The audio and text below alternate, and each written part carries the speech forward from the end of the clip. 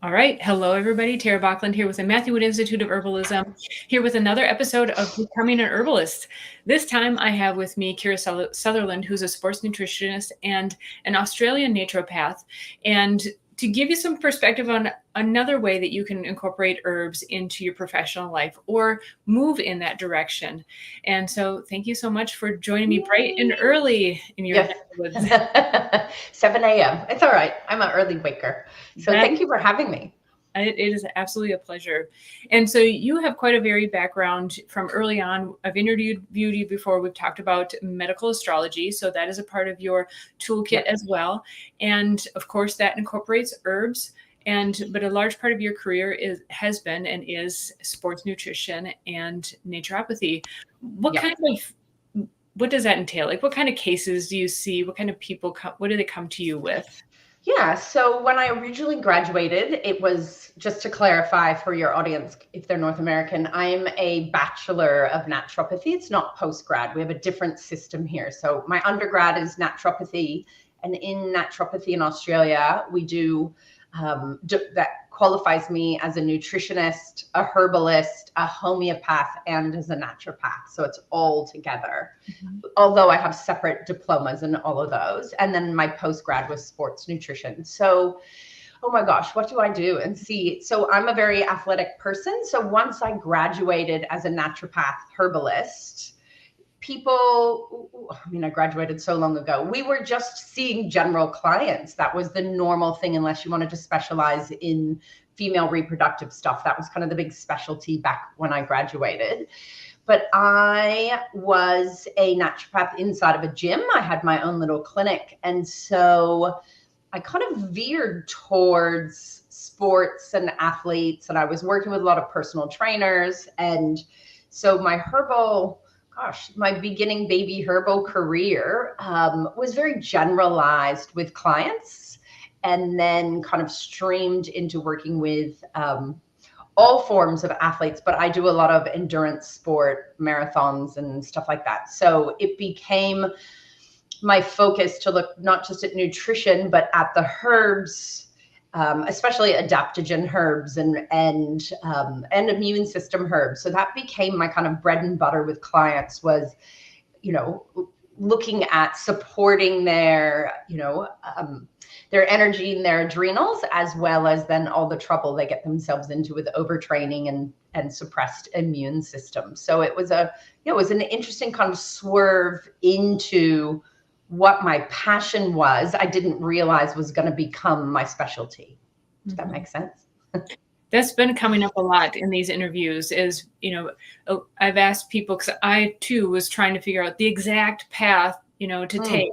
But so often we just have to find those, like you get little clues, right? And you follow the next step, the next step. Yeah. And when I graduated, we didn't specialize, whereas I'm a lecturer in Australia at a big university teaching naturopathy and herbal medicine. And everybody there is looking to graduate, and they're like, oh, I want to specialize in this or this. And I'm often trying to get everybody to slow down, or if people are studying, herbs in the US, and get them to slow down and just be that herbalist, be that naturopath.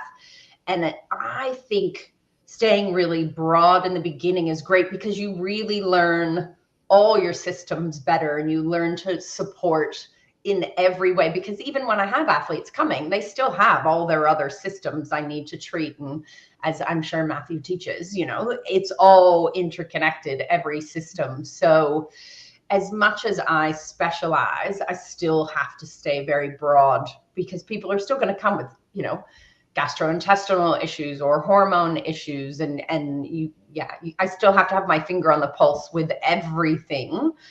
But I often find, and I'm sure other people have said this, your specialty kind of finds you out of what you love. I mean, we all love herbs. That's why we study it.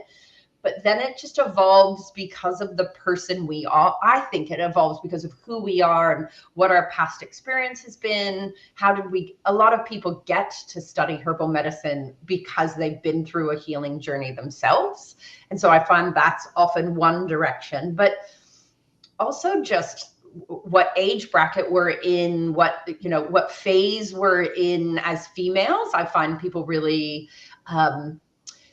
go and focus on, whether it's teen health or menopause and things like that, or you have people focusing on men's health.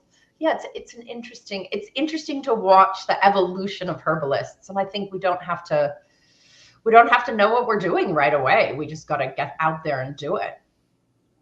Did you know coming right out of school that you wanted to study naturopathy? No, I had no idea. So I did, if anyone's listening to my accent, I'm American born. So I went to school in San Francisco and I had zero idea what I was doing. I did do a lot of sport, but I never thought about that as a career. I went to university undeclared. So I went to regular university originally. Undeclared for 2 full years. And then I did start veering towards nutrition, but herbal medicine obviously wasn't offered at a regular university. And then I took a few years off and moved to Europe and I was in Germany quite a bit, and they have naturopaths and herbalists that's much more integrated into their daily life. And I found herbal medicine and was like, oh my gosh, I can't, it just makes so much sense that there are plants to work on all of our illnesses. And it was such a mind-blowing thing to find it. So it was actually taking time off and doing something else that brought me to studying natural medicine and and getting sick and going and seeing a herb. I've not very sick, but yeah, getting into contact with that. The classic healer's journey.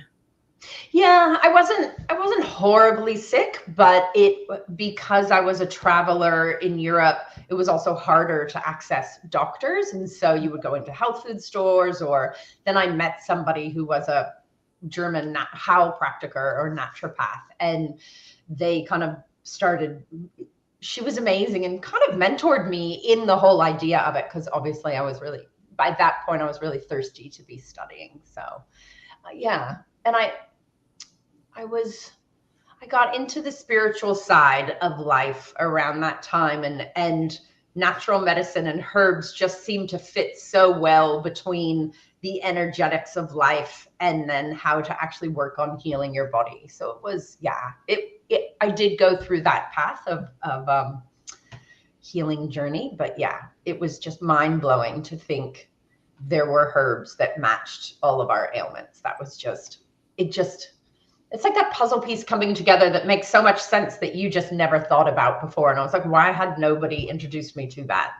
Yeah, I totally know what you mean. Were you exposed to teas, decoctions, tinctures? What was your first experience with herbs? My first experience was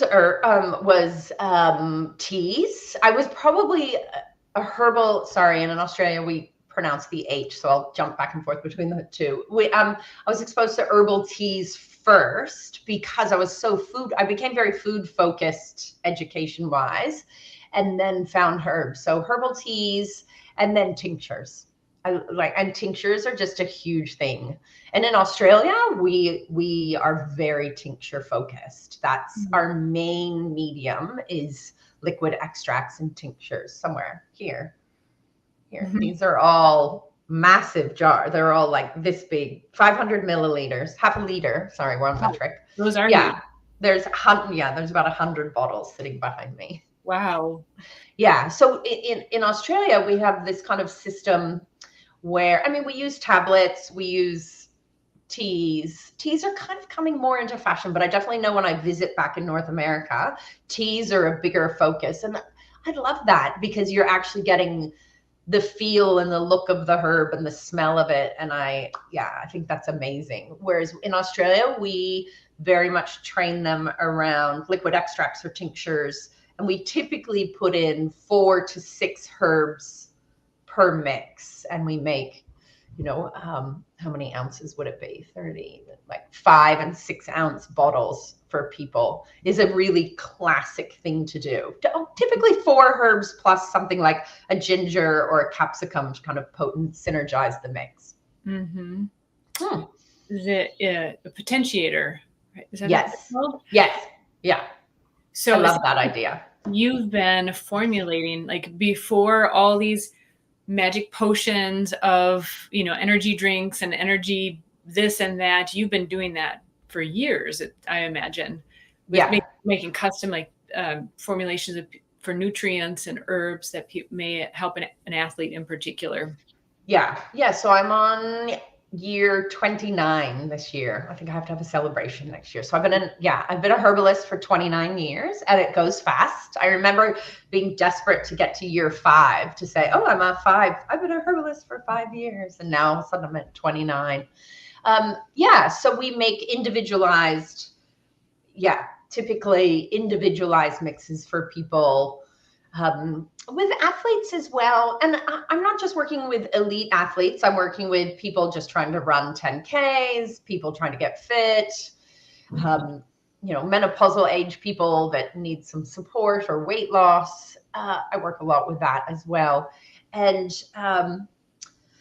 what was I going to say there? With athletes, I find I use, if we want to go herbal, I use a lot of adaptogens and immune herbs, but I'm also a huge lymphatic user. I love my lymphatic herbs. That's with the athletes, I find that just needs a little bit of encouragement. So I'm big on my lymphatic herbs. I couldn't Well, live if without them. athletes are moving so much, why do you find that their lymph needs help? I don't know. I would have thought their lymph would be fine. It would be going because the movement of the muscle is actually helping that lymph. But when athletes I just think their system is fatigued and just needs that little bit of extra help. They will often train when they're sick or get back to training sooner than they should. So there's just that need to boost that immune system and just kind of help it along. I don't even know exactly why, but I get much better results, probably just with that gentle support of the lymphatics overall versus slamming them with just, hardcore immune herbs when they're sick. I just find that acute plus chronic assistance at the same time works so much better. Well, it's truly holistic then too. Yeah, and maybe those people that are having that immune trouble, they have more of that sluggish system, that need for more tonicity. Mm-hmm. Well, since we're on special populations in a way, what would you say? Do you have any patterns like that you're noticing in menopausal or perimenopausal women? Oh my God, Pat, what am I not noticing? I don't even know what direction to take you in there. When I first studied herbal medicine, obviously we studied menopause and it was all about treating the hot flushes. Like my big thing was being taught about hot flushes, whereas, there's so many other layers to that. There's, their fatigue, their higher cortisol level, there's their emotions, the anxiety. I think for me now with menopause, yes, perimenopause, you're definitely getting on top of what's happening with someone's cycle. If they're moving towards really heavy bleeding, some of them moving towards light. So, very different treatment herbally between those women. Oh my gosh, everybody needing liver support and, help with hormone clearance. But I really find with perimenopause, at the moment, it's all about their emotions and their stress levels and their lack of ability to cope with daily stress, and sleep. Nobody really, I don't remember, maybe I just wasn't listening, but I don't remember being told or learning about, as you lose progesterone, how much more trouble you will have sleeping and staying asleep and getting to sleep. And not necessarily because of the hot flushes, just overall. And then how, as we know, sleep is the cornerstone for all of the rest of your health. So then watching the rest of health cascade in a bad direction when people aren't sleeping. So I think that's really my big focus at the moment with perimenopause is just stress response and sleep. Sleep fixes everything, doesn't it? It really does. I mean, it takes care of so much. Do you utilize flower essences much? Oh, yes.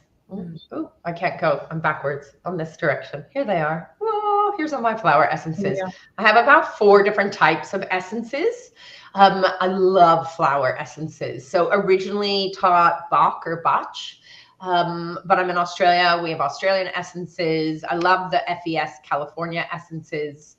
And I make a lot of my own essences as well, both flowers, minerals like stones and crystals. And I do medical astrology, so I make a lot of medical astrology essences. So absolutely, I think it's just that next level. And again, part of naturopathy and herbal medicine is that vital force and supporting. One of my favorite books of all time is Vitalism by Matthew. I love that book. So, working on that vital force on all those different levels, I just find, calm so much more when we can use essences. I use a lot of cell salts as well, or tissue salts. And sometimes I use them in actual physical tablets, but sometimes I use them more in homeopathic liquid dosaging as well. I use everything. It's fun to play with all the different mediums that we have. But flower essences, oh my gosh, can take you so much further with a client. How so? You just, we are, we have that physical, but we are always dealing with that emotional, the mental, the stress, fatigue of what's going on in somebody's life, or what is our energetic pattern of where we hold our stress emotionally. If we're playing around with, I use medical astrology. So I have that hint of somebody's blueprint of what's going on for them, and where they have their struggles. And they can also tell you. And I love making essence mix. I make separate essence mixes for people to carry around, but in Australia, we're also a big fan of making tinctures herbally and then adding in essences into the tincture. So they're getting kind of a double hit with that one. I love it. Who doesn't have grief at the moment? Who doesn't have persistent worrying thoughts? We're so busy at the moment. The way I like to think of flower essences is, we have our physical body. So that's like it's weird explanation, but your physical body is like your cupcake, like your cake. And then, flower essences are like, and we have herbs for the cake, although herbs work emotionally as well. But then we have essences that work. It's like putting that frosting or the icing on the cake. It's just that beautiful addition to working on that physicality is also in that emotion. Because as we know, they're not separate. We have to go after that emotional, mental state as well as the physical, or we're not going to really get that healing to stick. Yeah, I kind of envision it as like a knot. And sometimes you're just pulling at the knot and trying to work on it. And then you're just like, I'm going to go from the other end.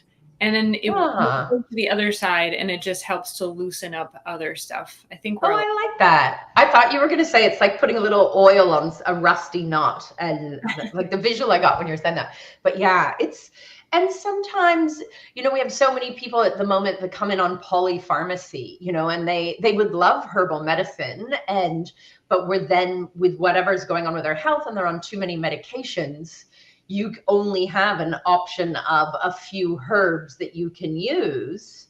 But in the meantime, working on diet and lifestyle, but then getting into the essences, it's such a relief to have something, herbal based that's super safe that we can give. And I love that. Totally. Yeah. Because you're not stuck with nothing to give. There's always something we can use. I'm sure we have an herby crowd that is into flower essences for the most part. Yay. But for those who may not know or might not be familiar with flower essences, they're essentially you have purified water and you put the flower into the water, let it soak up essentially the energy. Yes, it's a little woo-woo. Yeah. You'll be amazed. It's very woo-woo. It is.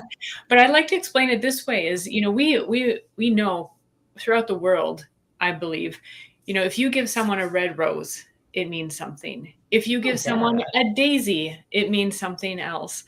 If you the different flowers have a different meaning behind them as a gift, but also imagine if you're just walking through, like the flowering cherry blossoms, or even just imagining flowering cherry blossoms. There is a certain energy, there's a certain feeling you get from that. And that, I think, is very akin to bottling that up into That's a great description. Flower essence remedy. And you can take that, especially when you're in the North America here, and we have winter for seems like forever. And you might need to revisit a flower, in essence. Oh, I love that.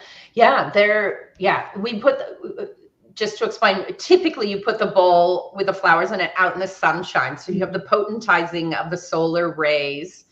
Typically that's how they're made, into that essence. And then you remove the flowers. So you're not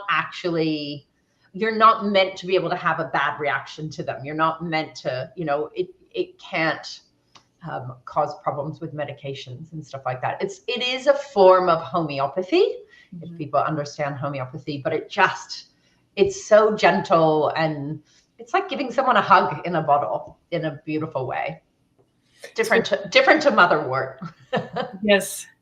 Well, and it's absolutely amazing when you just get the right one. You just, feel your body just, I don't think relaxes. I think it is relaxing because of the resetting the parasympathetic and sympathetic, but it's like a feeling. And it's, we do them into little 1 ounce bottles or ½ ounce bottles, and you carry them around in your handbag or your backpack. And I think it's that idea too, that you have that little security blanket with you all the time. And so you just take a few drops usually, or I'm a real big fan of putting it into your bottled water for the day and shaking it up. So you're just getting this, a friend of mine calls that rapid dosing. So every time you're having a sip, you're having that energetics. And look, they're not going to change the world, but they definitely change energy.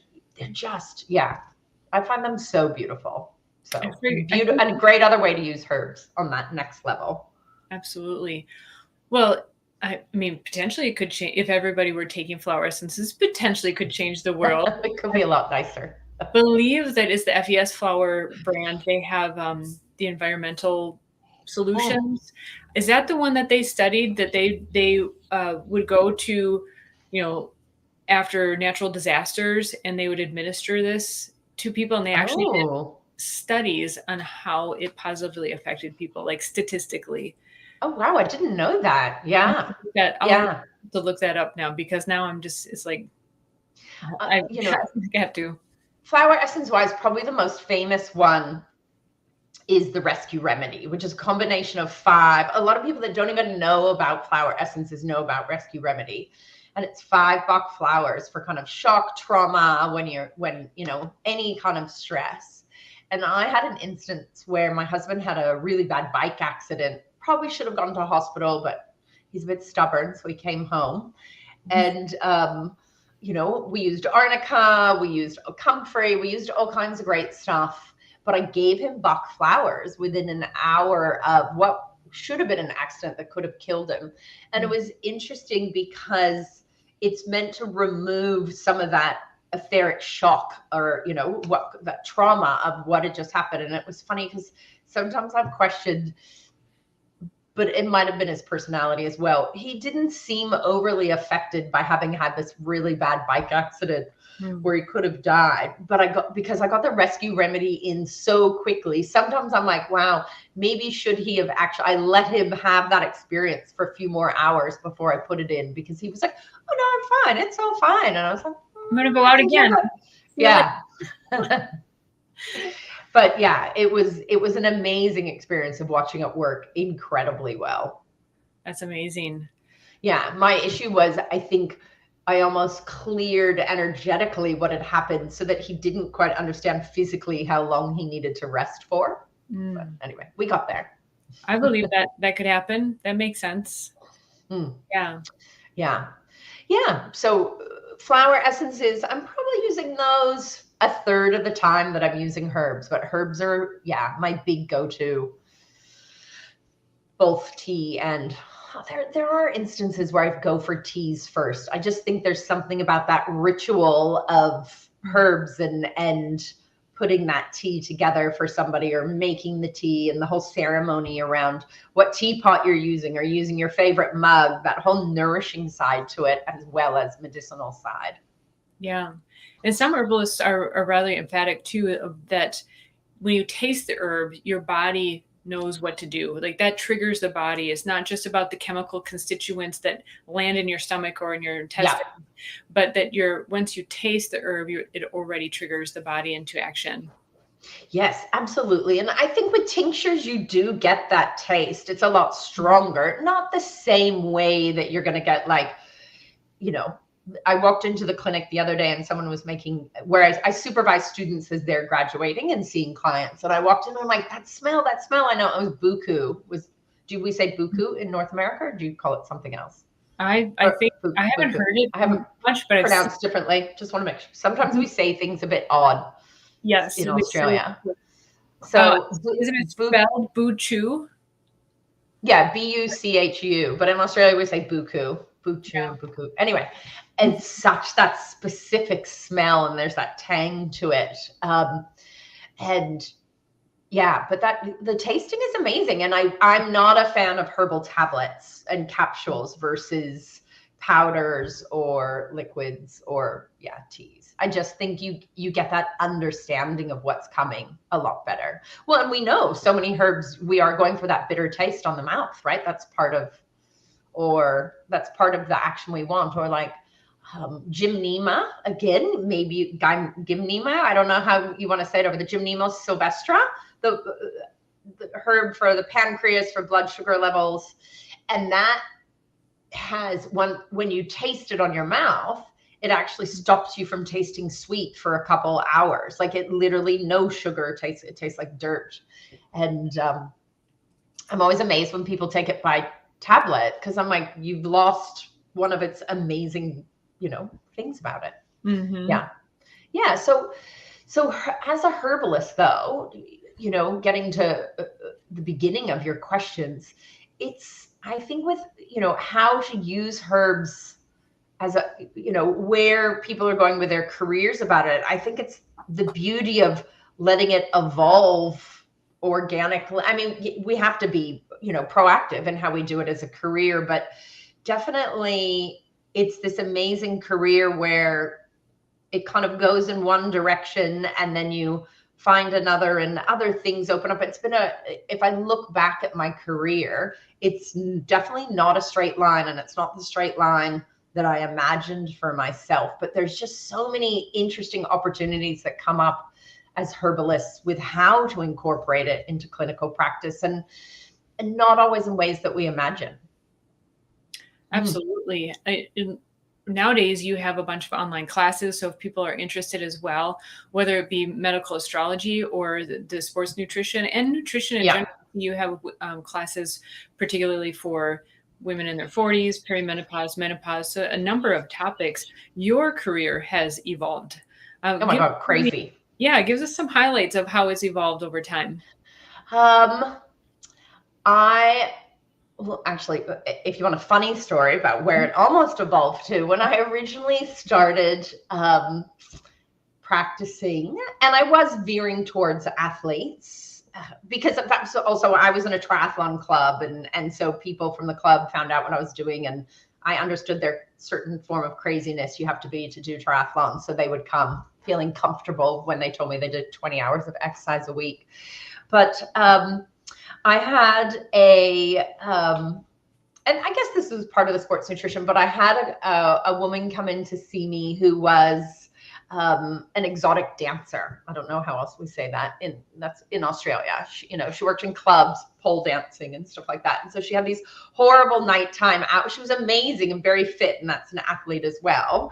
And she, horrible night hours, so circadian rhythm problems, adrenal exhaustion. And so she came and we worked on all kinds of, her things as well. And so then, it's interesting let me back up. It's really interesting as a practitioner where your accidental specialties end up, because one person comes and you do really well with them because they've followed everything you've said. And then they're in a chat room with all these other people, or because of their work, they then tell everybody how great they're feeling. So then everybody from their work comes. So she got some great results, started telling everybody she worked with. So at one point, I was very busy treating a lot of the dancers of Sydney, and they were amazing. And, you know, a lot of them were paying their way through college or university dancing. And so they were studying all day and dancing at night. So that was kind of the beginning of the sports nutrition in some ways.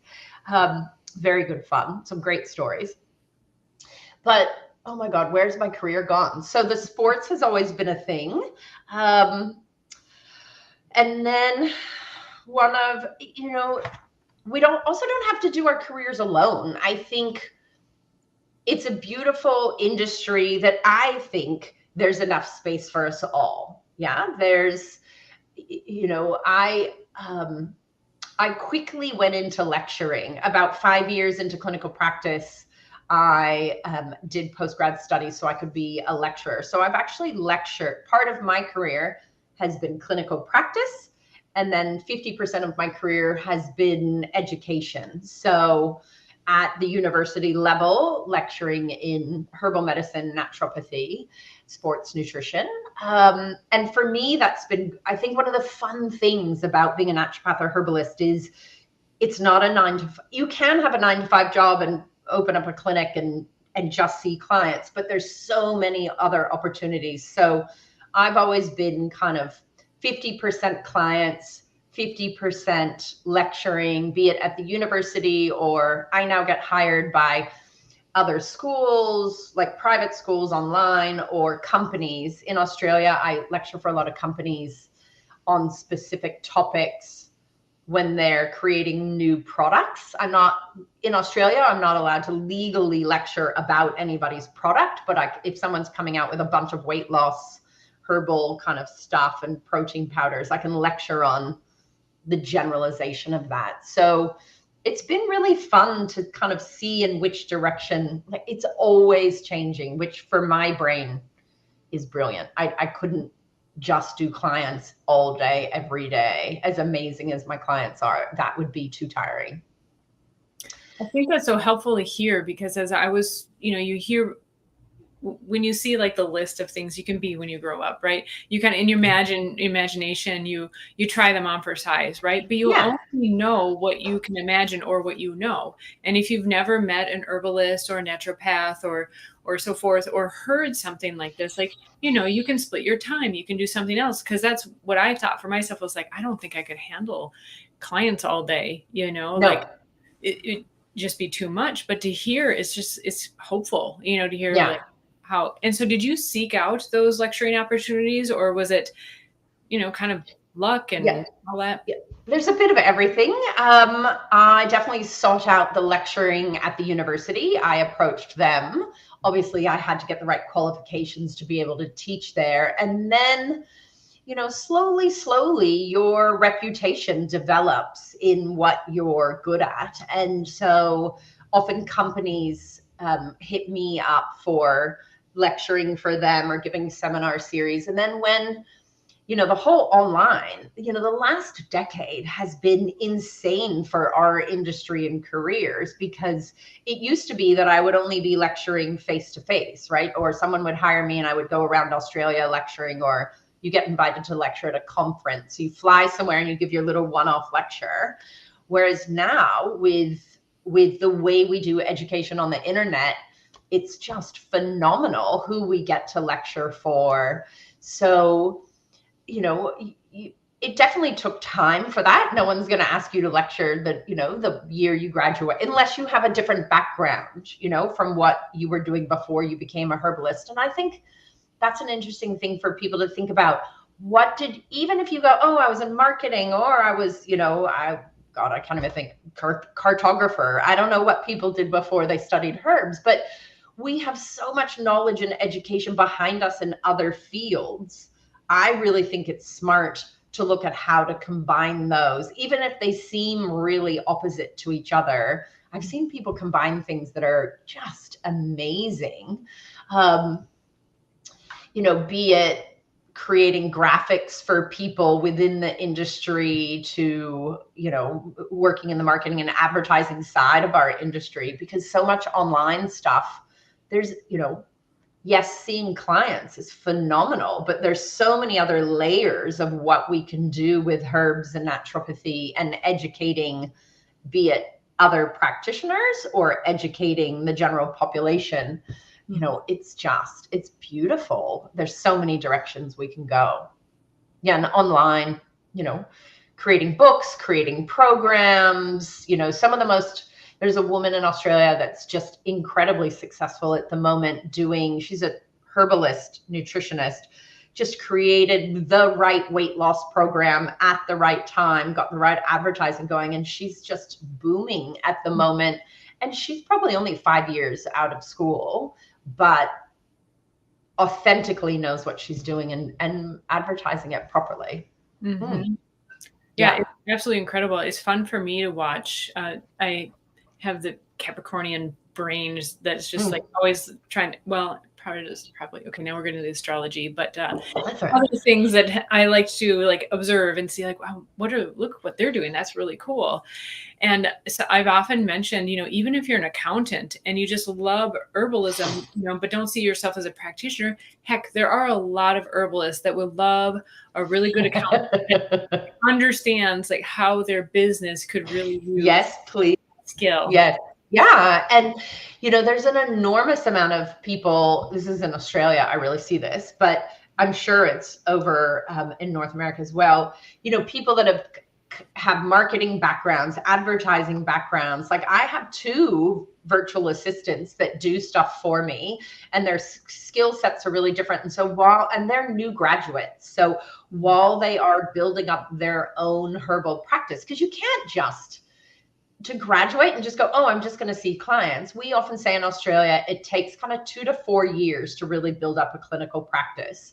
And so they're doing that 50% of the time, and 50% of the time they're working as somebody's assistant, helping them with socials, helping them with whatever. But they're also then basically getting mentoring from the person they're working for. And I think our industry is actually quite good at that. But I also think it's a great thing to do is to be mentored by other people, right? To get a hold of people that are in the area that you're interested in, and whether it's working for them, volunteering for them, getting paid, doing their mentoring courses. There's so many different ways to work with the experts in our industry. And I think we're pretty accessible in our industry to everybody, right?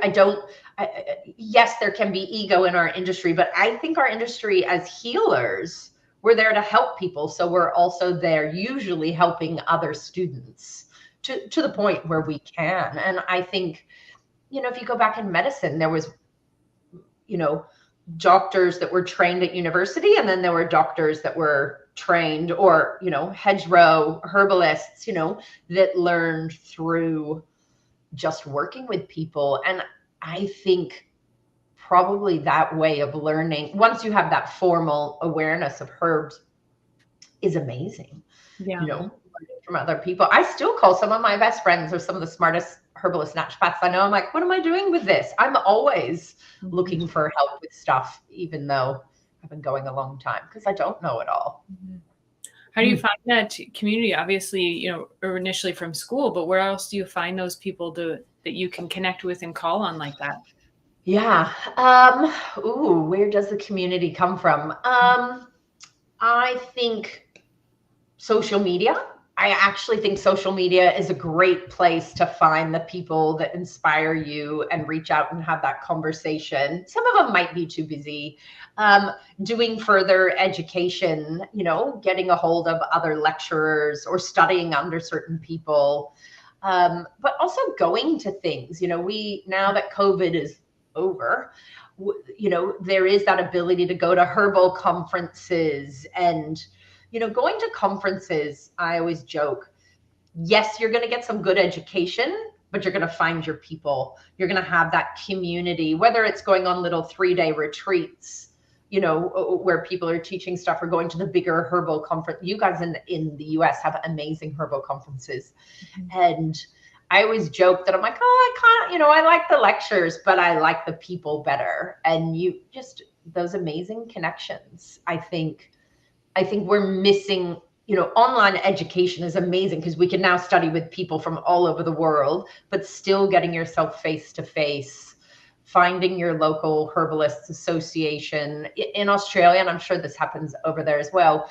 We have associations we join. So herbalist associations, and every major city, we only have 6 major cities in Australia, but every major city has monthly meetings where they get in speakers and people. I just think, getting together like that, even if it's, and people that lecture at those are often donating their time, and we get some pretty big lecturers at those, but it's also meeting that whole community, because as we know, friends and community that understand you are just so inspiring.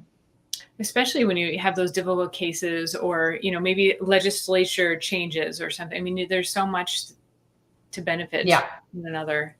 Yeah. And social media, depending on what age bracket you are, it's funny in Australia, a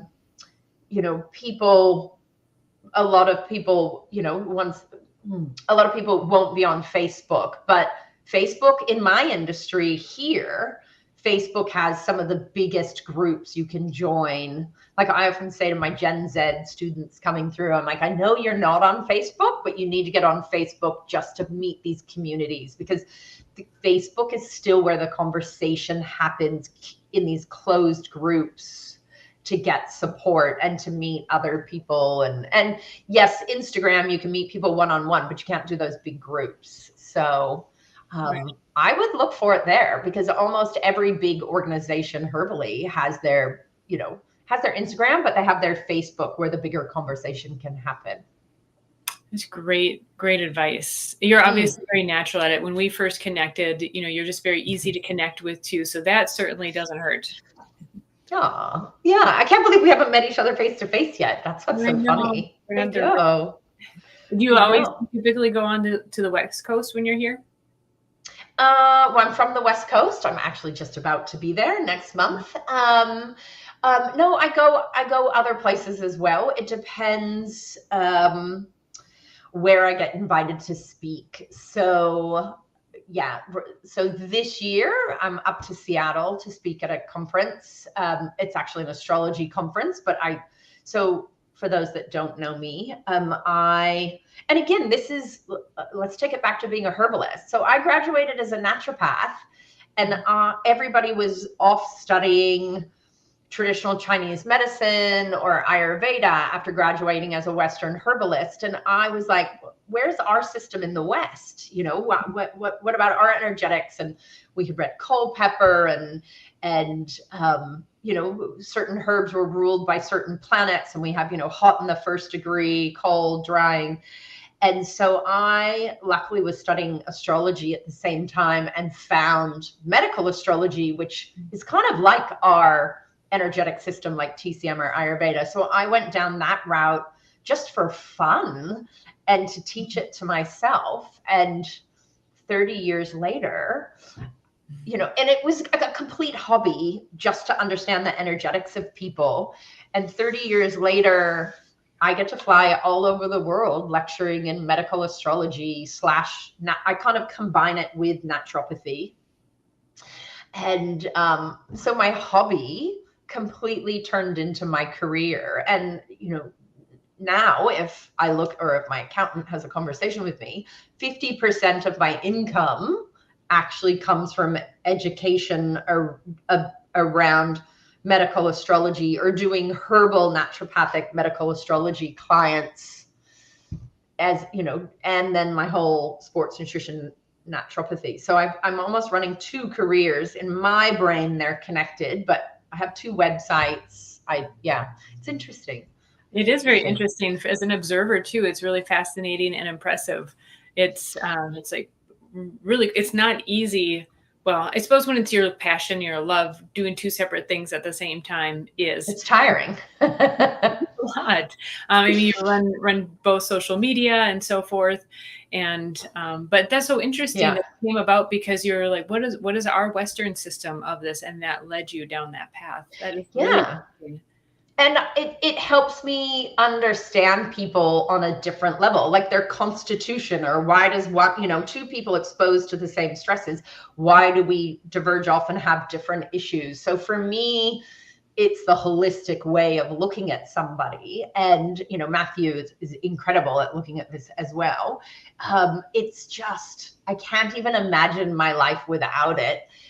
And then it's accidentally turned into this amazing career where I'm in Seattle this year. Tomorrow, I'm actually lecturing online to China, like Japan.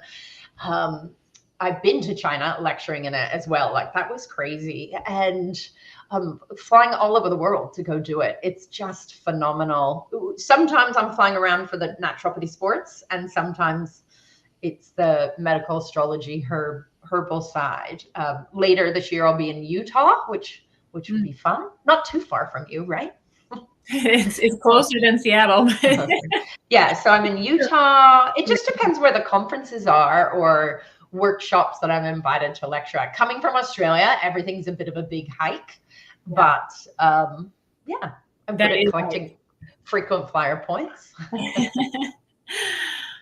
That is so cool. And I think it's so inspiring. I think for the person, especially who's like, knows they need to keep their mind busy, right? And they're just interested in a bunch of things, and they're trying to, I know I've felt this is like, I would look at something and be like, I can't really cram my brain into that. I need more of this. Yeah. And I think that's so inspiring for that type of person, I imagine. Well, I think becoming a herbalist or a naturopath, I'm broad, it's not just a career, it's a lifestyle. I think, becoming a healer or working in the healing arts or profession, it's a certain person that does that. And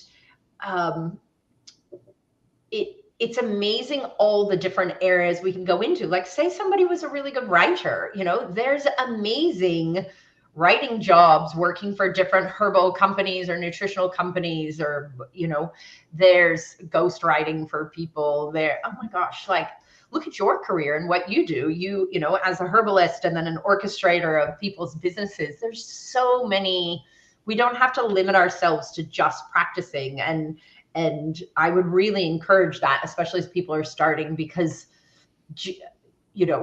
it takes a while to build up that clinical practice. Or I love seeing people create tea brands or become authors. Or I always joke, I would love to have a party and invite all my ex-students, because I've been lecturing for 25 years. And it's just amazing to see what people have created with their careers, because it's not that straight line. And I just think people need to sit back and really look at what are their strengths, but also what are their hobbies and passions, and how to move it in that direction. I have friends that have skincare, herbal skincare ranges to, oh my gosh, all kinds of stuff.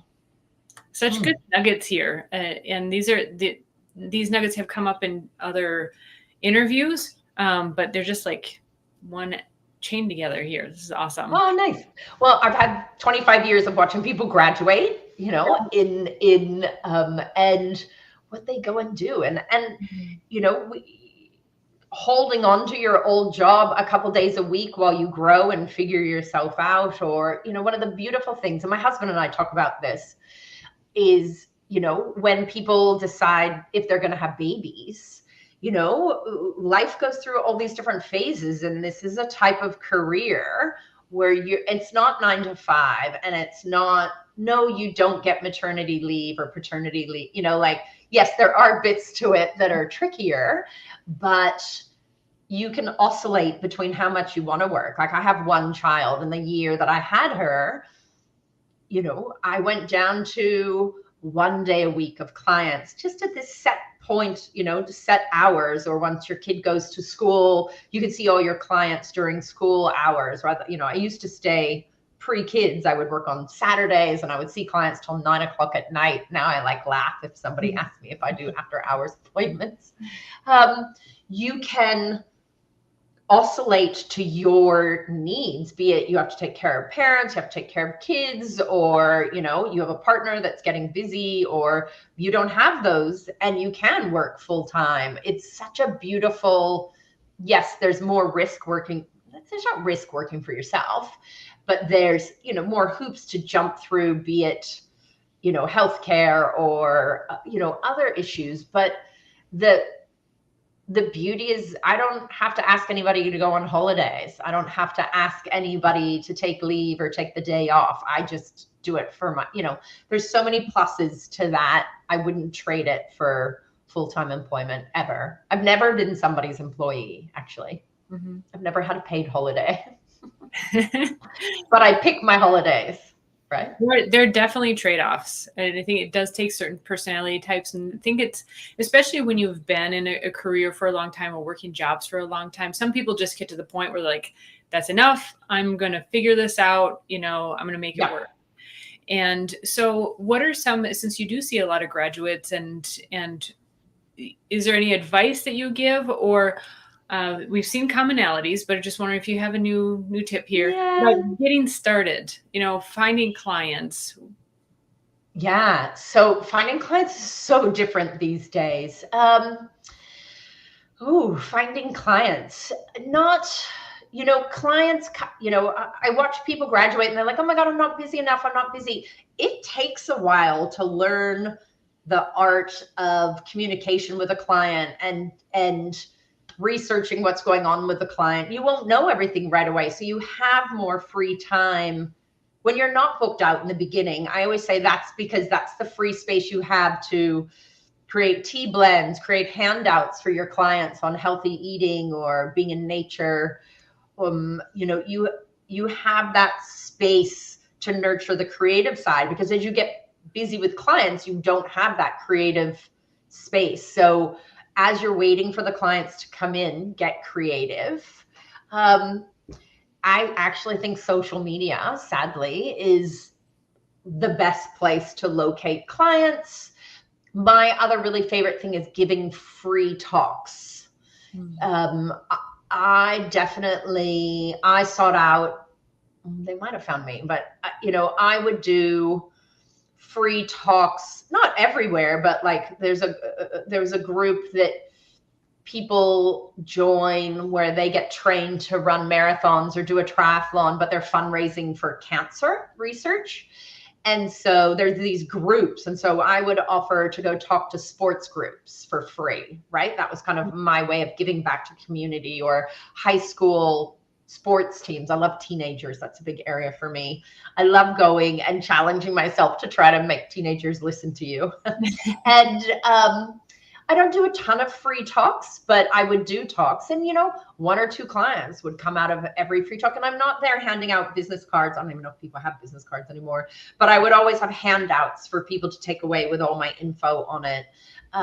Writing amazing blogs, get website, so just starting out. Yes, you need a website. Yes, you need social media. Those are your two best ways for people. And even if you don't think you're a great writer, writing a little bit about your journey or writing about a certain ailment, word of mouth.